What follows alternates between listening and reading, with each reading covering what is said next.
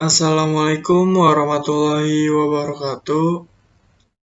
Perkenalkan, nama saya Muhammad Rizky Junior, Prodi Sistem Informasi, konsentrasi Bisnis Intelijen, kelas reguler 2020. Yang saya hormati, Pak Zulhak, selaku dosen mata kuliah pengantar teknologi informasi.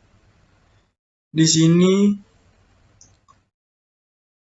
saya akan menjelaskan pengertian dari booting, tipe dari booting, dan langkah-langkah melakukan booting.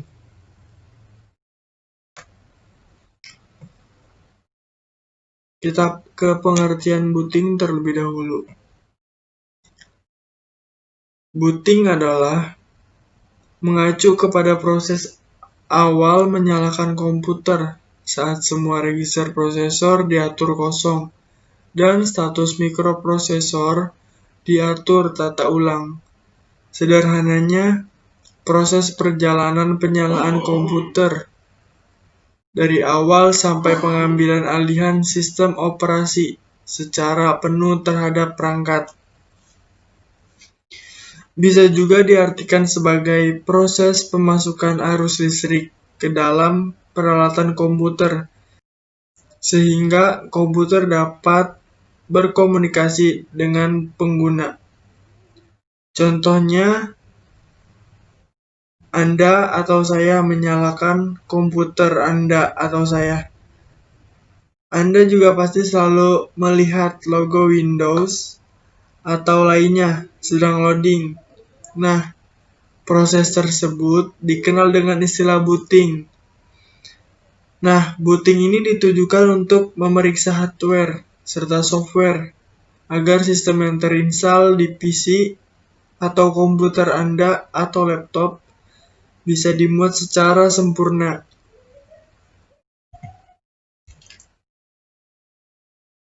Jika proses pemeriksaan hardware dan software tersebut berjalan normal, maka BIOS akan mencari boot sector. Kemudian, proses booting akan terus berlangsung sampai masuk ke tampilan utama dari operating system atau operasi sistem. Sedangkan jika terdapat masalah, maka prosesnya akan terhenti, entah menampilkan pesan error seperti boot manager atau keluar bunyi beep dari speaker, atau hanya menampilkan layar gelap saja, bisa disebut black screen. Kita lanjut ke tipe booting. Di sini, tipe booting itu ada 5. Nomor 1 itu cold booting. Yang kedua, warm booting. Yang ketiga ada soft booting. Yang keempat, hard booting. Yang kelima, reboot. Kita ke tipe booting yang cold booting. Cold booting yang mana itu proses booting yang terjadi ketika komputer dalam keadaan mati, lalu dinyalakan dengan prosedur yang normal.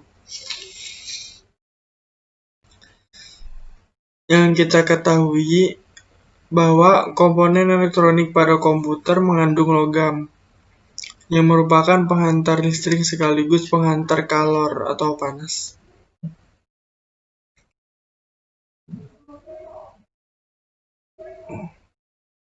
Oleh sebab itulah, cold booting digunakan pada komputer yang dinyalakan melalui proses booting dalam kondisi sebelumnya. Setiap komponen belum mendapatkan aliran listrik. Oke, kita ke warm booting. Warm booting adalah proses menghidupkan komputer di saat perangkat komputer sudah menyala dan teraliri listrik. Warm booting juga disebut sebagai booting yang hangat-hangat. Ya, karena booting ini terjadi setelah semua komponen komputer menyala, teraliri tenaga listrik. Proses booting ini kebalikan dari cold booting.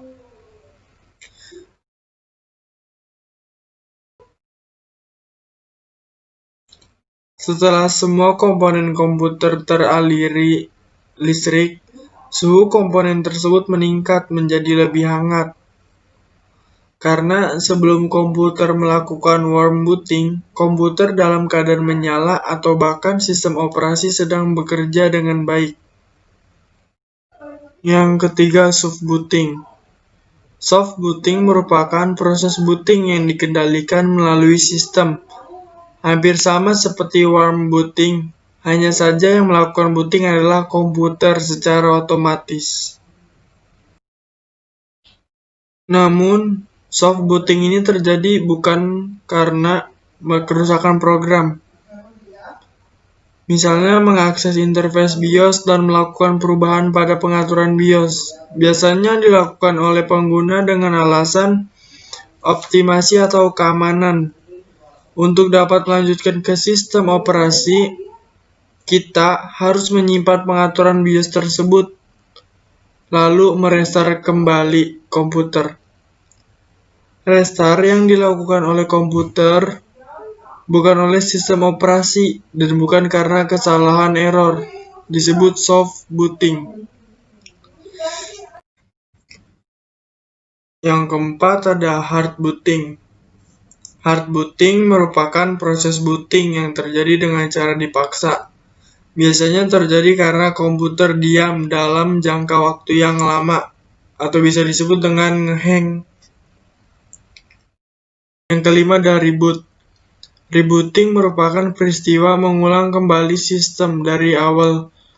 Reboot ini terjadi dikarenakan beberapa hal. Di antaranya adalah dikarenakan sistem yang tidak bereaksi dan terjadi perubahan setting dari sistem operasi yang digunakan. Rebooting sama halnya dengan warm booting, soft booting, dan hard booting.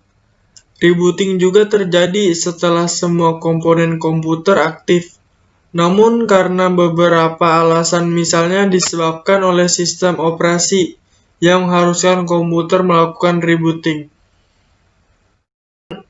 Proses rebooting memang cukup memakan waktu lama.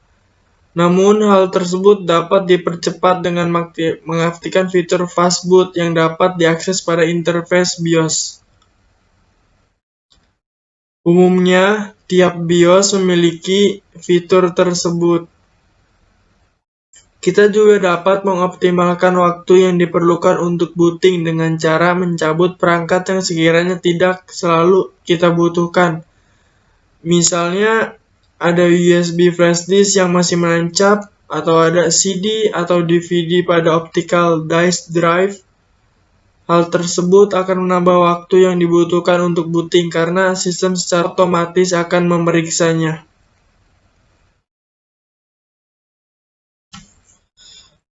Lanjut kita ke langkah-langkah melakukan booting. Nomor 1. Bagian daya mengirimkan sinyal ke komponen di unit sistem. Kedua, prosesor mengakses BIOS untuk memulai komputer. Ketiga, BIOS menjalankan tes yang disebut POS untuk memeriksa komponen seperti mouse, keyboard, dan kartu adaptor. Keempat, hasil posting dibandingkan dengan data dalam chip CMOS. Kelima, BIOS mencari file sistem pada USB, flash drive atau CD atau DVD drive dan kemudian drive C.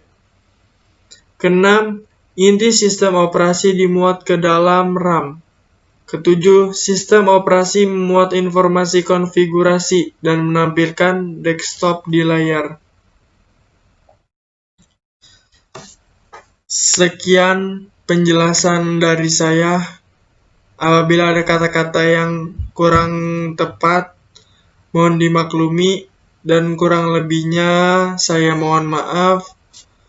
Wabillahi taufiq wal hidayah. Wassalamualaikum warahmatullahi wabarakatuh.